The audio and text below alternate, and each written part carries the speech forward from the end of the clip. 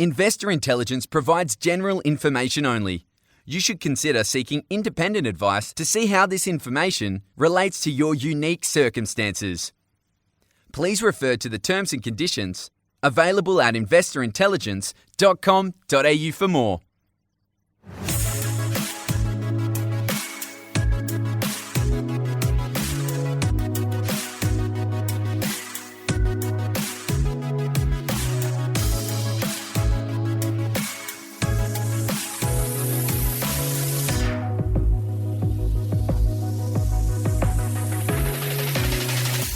Hello and welcome to this week's episode of Investor Intelligence, brought to you by the team at the Property Mentors. It's your weekly podcast for all things investment and hosted by me, Phoebe Sikowski-Wallace.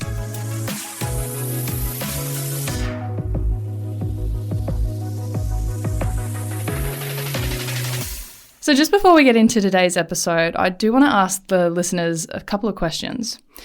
Do you ever wonder why some people behave the way they do? Or do you even wonder why you behave the way you do?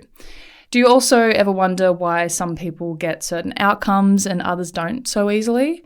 And have you ever been in a conversation with someone, but the conversation just seems to be going nowhere because there seems to be this kind of communication block between you? Now, I can almost safely say that most people have thought or experienced all of these scenarios, but what you might not know is that situations like these can simply come down to not being aware of the different behavioural or communication styles. So my guest today is a psychometric assessor and someone who helps people figure out what their style is, not only to learn about how they work or how to better communicate with others, but also how to adapt to these different styles to achieve the best outcomes.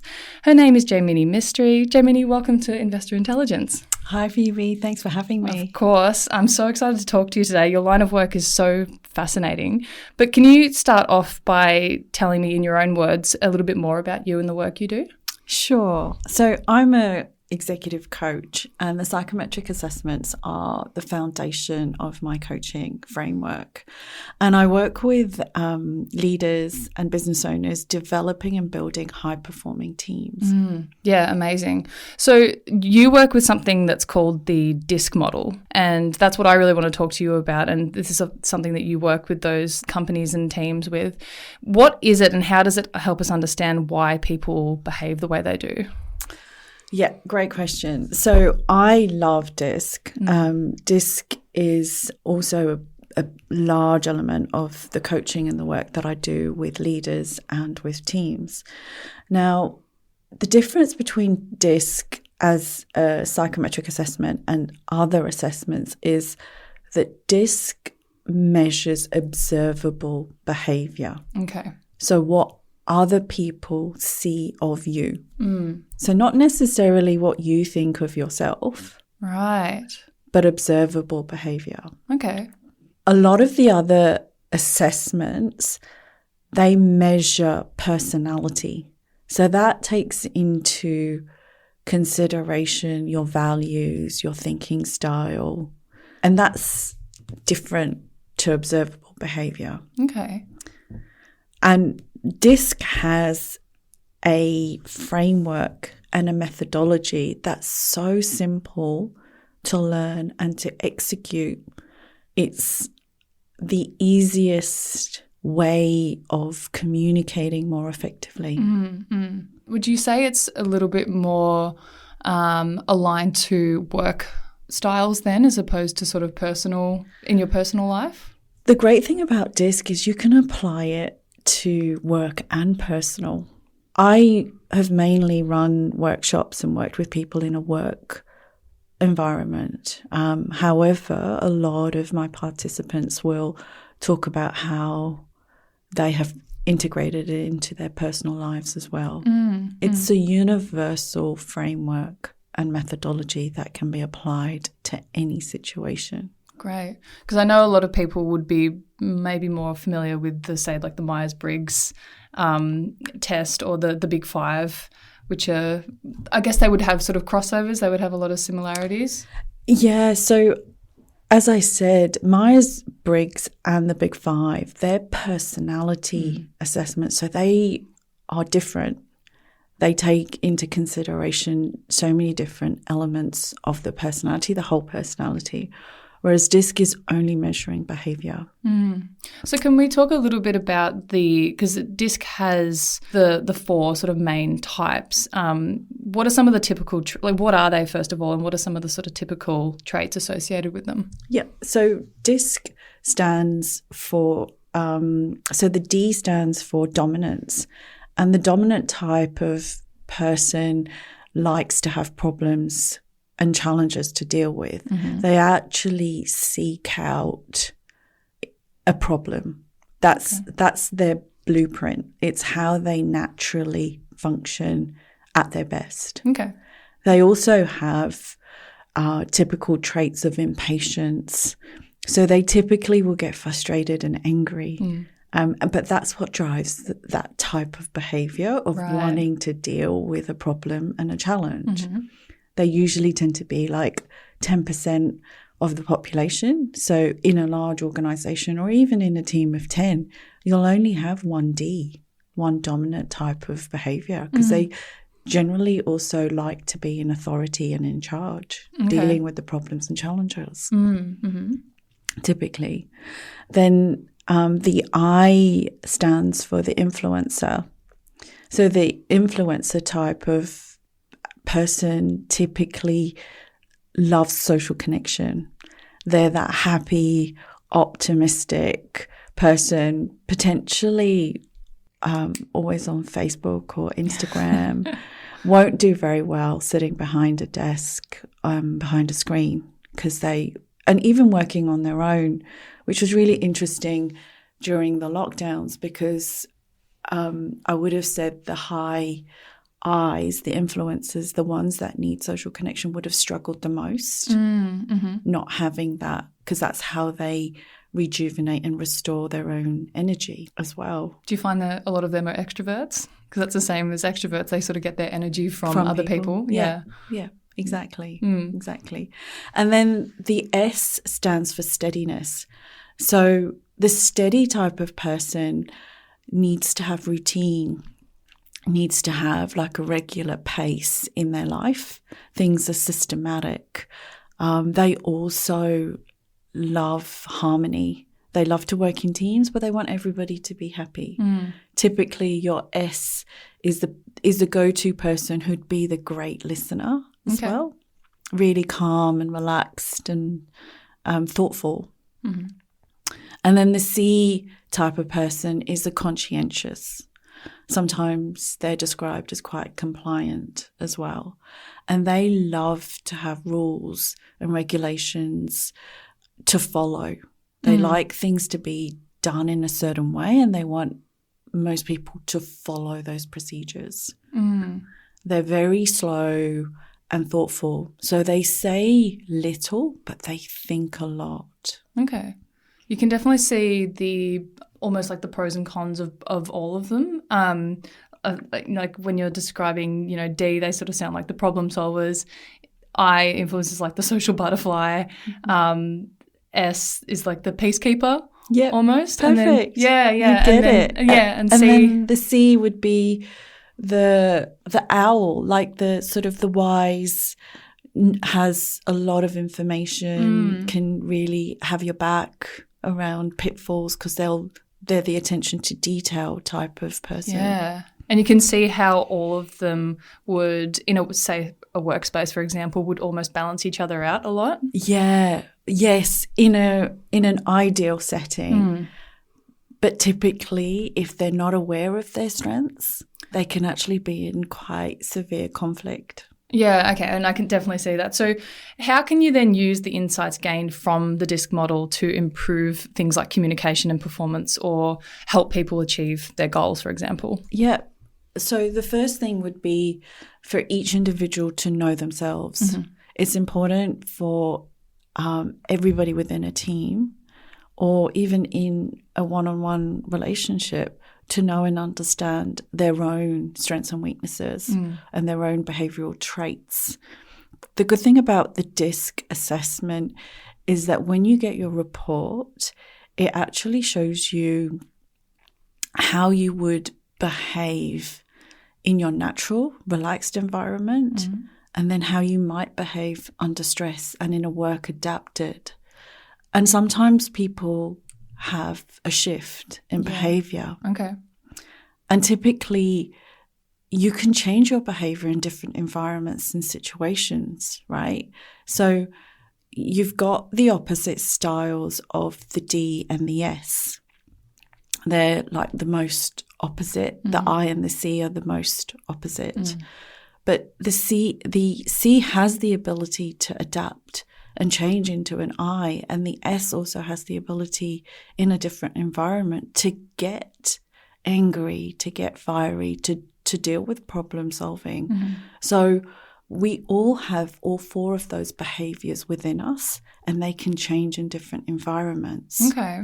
So as a manager and a leader, a good way to manage people is to firstly know and understand and be aware of your own behaviour in a particular environment, and then be able to observe and then manage your team in different situations. And that's how managers and leaders can really get the best out of their teams and their performance. Yeah. Because you're addressing their fears, their wants and their needs at that time. And it's real time. So that's what I like about the DISC methodology and the framework, is that it gives you a framework that's adaptable. Whereas the other assessments, once you get the report, it is what it is. What are you going to do with it? Whereas with the DISC methodology, there's so much adaptation and flexibility to learn. It's a bit like when you first go to the gym and you start lifting weights, and your goal might be to lift 100 kgs, but you're not going to get there straight away. You have to practice and you have to keep the work up. Yeah. And typically when people have these assessments done, they'll read it and they'll put it away. Whereas actually you need to work with it. It should be your best friend, because it's who you are. You've got to get to know yourself, because that's what shows up every day in every situation. And knowing yourself is the key to having successful relationships at work or at home. And that's how you can get stuff done. Yeah. I've definitely been in situations, I think most other people have as well, before kind of knowing the different behavioural styles or communication styles, and you're sort of in a conversation with someone and you're just like, why are you so annoying? Like, why can't I get through to you, blah, blah, blah. And it's just purely because you don't know that they have a slightly different communication style. They have a slightly different behavioural style to you, and it's not a conflict. It's just a matter of difference. Yeah. Yeah. So when you get used to that, or when you become aware of that, I can imagine, it would just make your life so much easier. Yeah. So when you talk about communication, a D-type person would communicate very directly. The opposite of the D, which is the S, communicates indirectly. A D is fast-paced and an S is slow-paced. A D is task-orientated and an S is people-orientated. An S is open and a D is guarded. So these are the aspects of behaviour that you can observe in somebody, whether it's in a team setting or a networking setting or a customer or client setting, that you can pick up within the first 5 seconds of meeting someone and start to adapt. And you will immediately communicate more effectively to get through to that person, because you are adapting to their style of communication. Do you ever find some people come into getting this assessment thinking that they're one, and it turns out they might be a complete other or the opposite? Or do you find most people are pretty self-aware with this kind of stuff? Yeah, look, it varies. Quite often, more often than not, most people have an idea of who they are. But like I said, people will be able to relate to all four styles. But it's knowing which is your unconscious default behavior. So 80% of our behavior and what you do is automatic. It's preset. You don't even know that you're doing what you're doing and why you're doing it. It's all been preconditioned, right? If you want to change it or adapt it, you consciously need to be aware of yourself first. Yeah. And that's what DISC does. It gives you that framework and a methodology to start to adapt your own communication style to match others. So you're not necessarily, it's not that you're changing yourself, you're just switching into your version of that style. Yeah. So for example, Phoebe, if I'm a D and you're an S, and my communication style to you would be, Phoebe, you take out the bins today, right? Which is a very direct way of communicating. Yeah, straight to the point. Yeah. Straight to the point. And to an S, that might be quite offensive and jarring. But as a D, if I knew that you were an S and you're indirect, I might slow down the way I talk to you. I might soften my tone. And also, I might reposition how I ask you and say, Phoebe, is it your turn to take the bins out today? That's good. Right? So you see the difference between direct and indirect communication. Yeah. It's what's the other person's style of communication, right? And then that way you're sort of getting more of a win-win out of the interaction, Yeah. If you're guarded and I'm quite open, I might arrive here talking about my weekend and how my morning was and all this stuff about my friends and family. And then that might indicate a bit of pressure on you to do that. But if you're guarded and you don't want to do that, then I should pull that back, respecting that actually Phoebe's guarded. Yeah. So I'll just tone it down. So I need to wind it back to make you feel comfortable. Yeah. Right? You can see why this is so effective because you're not going to always meet people that are like you. Yeah. So if you're going to continue to give them this one behavioural style, then the chances are you're going to probably have more often than not less win-win interactions. But if you're able to adapt them to more people, that's fascinating. Yeah. So I like to talk about the golden rule and the platinum rule. Okay. So we all know the golden rule, which is treat others the way you want to be treated. And that assumes that you are like me. Whereas the platinum rule is treat others the way they want to be treated, right? Yeah. So my example of me being direct wouldn't work if you're indirect. So I would communicate with you in your style. So my job is to know and understand what is your style and take the responsibility myself to adapt me so that I can get my message and what I would like you to do through to you in your style, in your language. Yeah. Your communication language. I love that.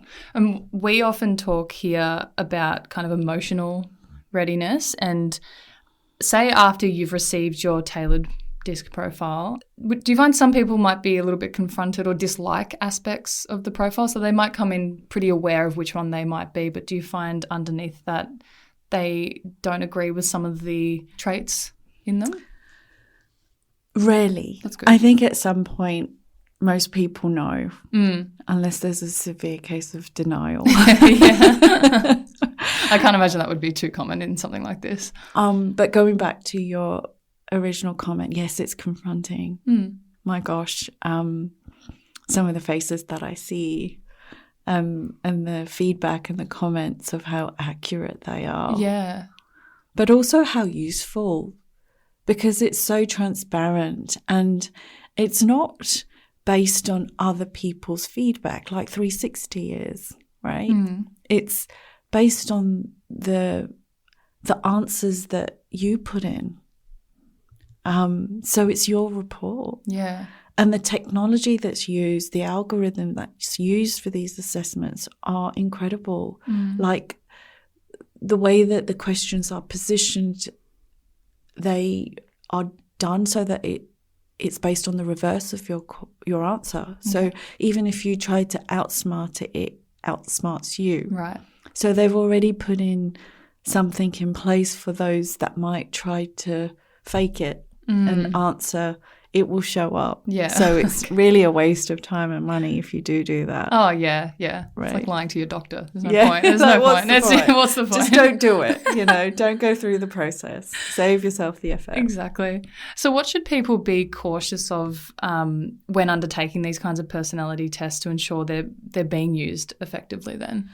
I wouldn't say that there's anything to be cautious of. I think you've got to be willing to go on that journey of self-discovery. And come in with an open mind, I guess. Yeah, go with an open mind and be honest as possible. And when you take the assessments, take them when there's less distractions and it's the only thing that you're doing. So when you're quite relaxed and you can be really honest about it.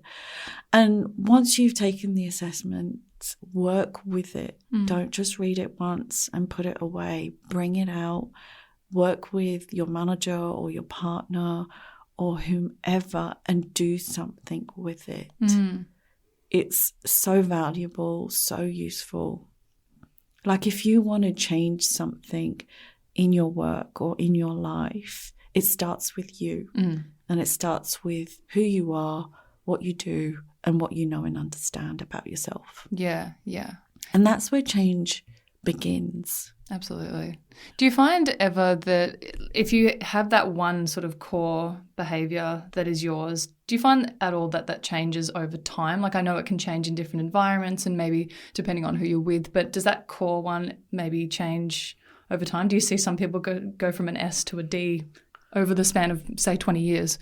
Great question, Phoebe. And the answer is absolutely. Wow. So particularly over lockdown and the pandemic, we saw some massive shifts in people's behaviours, like really disorientated. So typically before the pandemic, we would run these assessments and wouldn't recommend doing them sooner than 12 or 18 months. Okay. But during the pandemic, we saw shifts in people and we were recommending 6 monthly. And some of the changes that I saw with clients and teams that I was working with was like a whole different person a year later.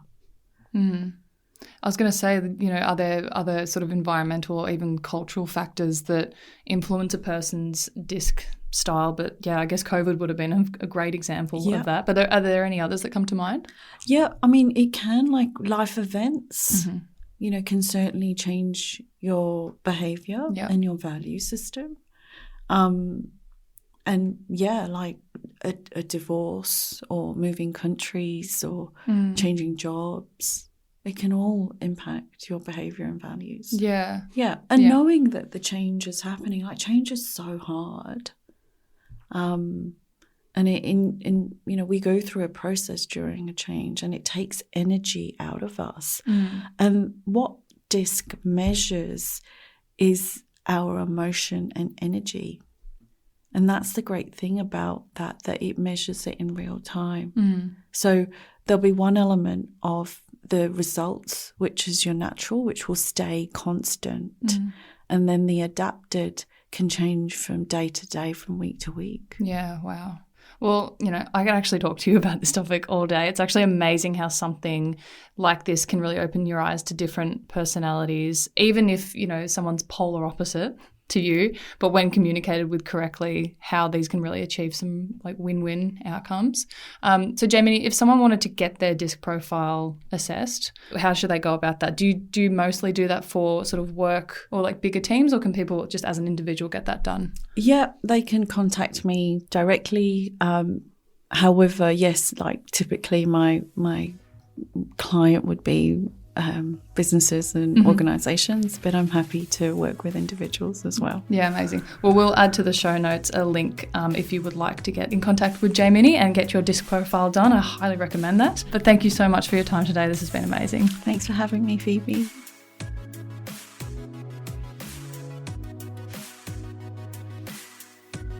If you found this episode or any of our episodes helpful, please make sure to share and leave a rating to help us reach more people on their investing journeys. And of course, subscribe to be notified when new episodes drop. Make sure to follow the podcast on Instagram at Investor Intelligence Podcast. You can find links to our other socials in the show notes, including a link to the Property Mentors weekly blog. If you're ready to get your property portfolio in shape for financial freedom, check out Luke's latest book, Property Fit. You can get yourself a copy at www.propertyfitbook.com.au.